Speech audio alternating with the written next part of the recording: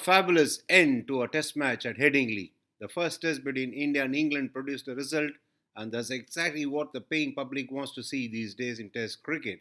England decided to chase a target, and they've achieved the result with absolutely no problem whatsoever. They bettered their earlier chase at Headingley against India in 2019 when they chased down 360 odd for the loss of 3 wickets.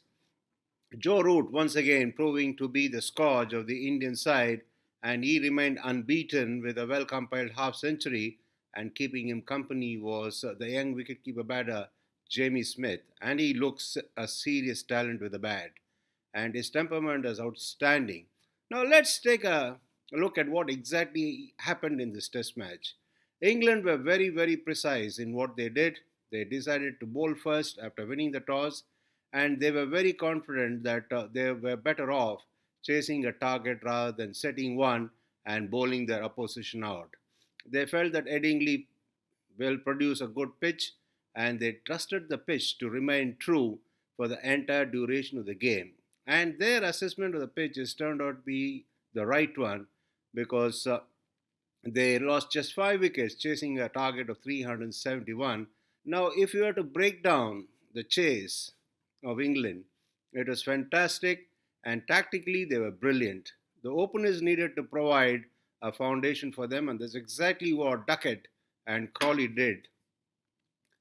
They both complemented each other. They had their different individualistic technique on which they depended a lot, and that's exactly what has produced them success so far.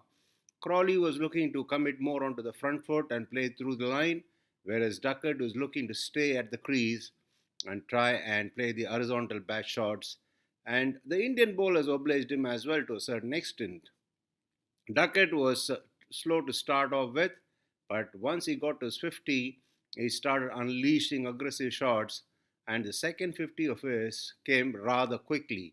He employed the reverse sweep rather regularly against the spinner Jadeja, and he was also effective with that shot as well. The first partnership of the innings produced 188 between Crawley and Duckett, and that set the tone for the England batters. The middle order batters obviously had to really take the game forward, which they did with aplomb. There was a partnership between Stokes and Root after Ollie Pope got out quickly, and Harry Brook had a first bowler. He played a fabulous knock in the first innings, but such is cricket. He was out, unfortunately, nicking one down the leg side of Shardul Thakur. Joe Root brought all his experience into play, and he was fabulous in holding the innings together in the company of his skipper Ben Stokes. They both were very circumspect, and they were very methodical in that they decided that they needed to play out the overs from Bumrah and Siraj, and then they obviously were very confident that they can go after the medium paces like Prasidh Krishna and Shardul Thakur. India, perhaps in hindsight, will think that they missed out on the services of an additional spinner. They had the option of playing Kuldeep Yadav, but they went for four seamers in their lineup. But as far as India is concerned, while the result might be disappointing, they obviously did quite a lot of things well enough. If we were to take a session by session comparison in this entire test match, India did well in 6 sessions, and England did well in seven, and two other sessions were shared. But what is important is that England did extraordinarily well in the sessions that mattered, which is the last 3 sessions of the test match on the final day. The chase was fantastic tactically, and the execution of their plans were absolutely wonderful. All the batters were very clear as to what they were going to do, and they paced their innings well individually and collectively, which ended in them winning the test match with absolute ease. Of course, this is something that India did not expect, because they put up enough runs on the board in the first innings. They got 471, but they were perhaps a few runs short in the second innings. And it has to be said that the backup bowlers, Shardul Thakur and Prasidh Krishna, were not up to the mark in this test match. Of course, Shardul Thakur was underbowled, but he did pick up a couple of wickets in the final innings of the Test match. But again, he went for a few runs as well. The same goes for Prasidh Krishna. He bowled a better length in the second innings, and we saw him create quite a few problems for the English batters whenever he hit the right length. But unfortunately, it appears that he is prone to trying too many things when all he has to do is to try and bowl a consistent length. Patience is what will produce the rewards in Test cricket, and the sooner that Prasidh Krishna learns about this particular thing, the better he'll become and more successful we will see him in the future. Okay, now let's look at what India did right. They batted well in the first innings. It was heartening to see the openers doing a very good job. KL Rahul did extraordinarily well in both the innings, and he is given the template for the rest of the Indian batters as to how to go about building an innings in England, where the ball is likely to swing and seam. What he did was to leave deliveries pitched outside the off stump and only play shots when he was absolutely confident that they were absolutely full in length. Gill was absolutely majestic in the first innings, while Rishabh Pant again is showing that he's taking on the responsibility that you would expect of a vice captain. He paced his innings well in the second innings. He was in no hurry. He curbed his natural instincts and he did extraordinarily well. Bumrah, of course, was brilliant in the first innings, but in the second innings, he was blunted by the tactical maneuvering by the English batters. They decided to play him out. They ensured that they did not give him any wickets so that he could make inroads into the England innings.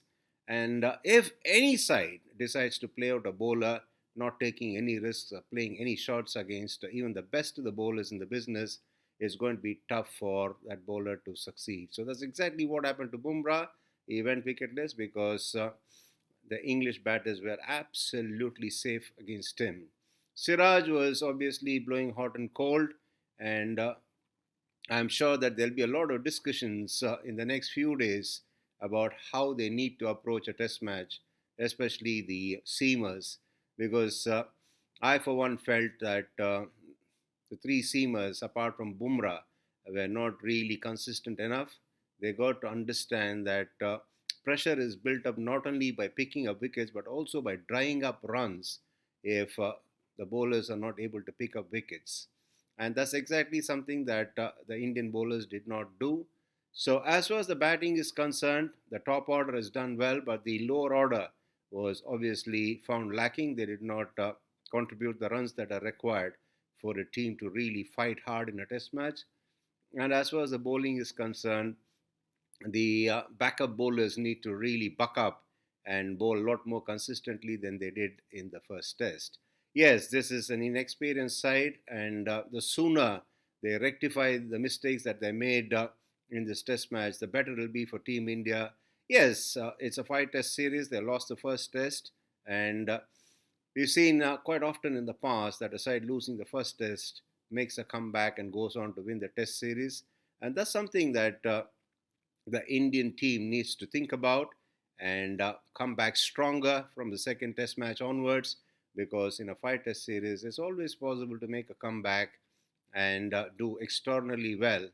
They have got off to a reasonable start here, even though they lost the test match, and they need to up the ante. And collectively, they got to be a lot more consistent.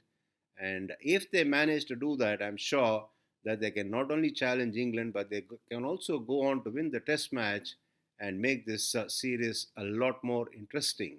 Yes, it'll be rather disappointing for all the Indian fans that England have won the first test match, but credit has to be given to McCallum and his boys for the precision with which they chased down this target, and also for making a comeback after they were down and out at the end of day one. But such is the nature of Test cricket. It's all about a side hanging in there and making a comeback. And England obviously is aware of how to go about it, because they've had quite a lot of success in the recent past with their aggressive brand of cricket. We will get to see quite a lot of enthralling cricket in the remaining four test matches. And the only thing that the Indian fans will be hoping is for the result to be different in the coming matches. So, bad luck, Shubman Gill and co. And I'm sure that you boys will come back stronger and we'll go on to see you approach the remaining matches in a different manner and win possibly the series as well. But until then, you guys need to really work hard. And as far as the viewers are concerned, until I catch up with you next time, which will be just before the second test match, be good, stay safe, and take care of yourselves.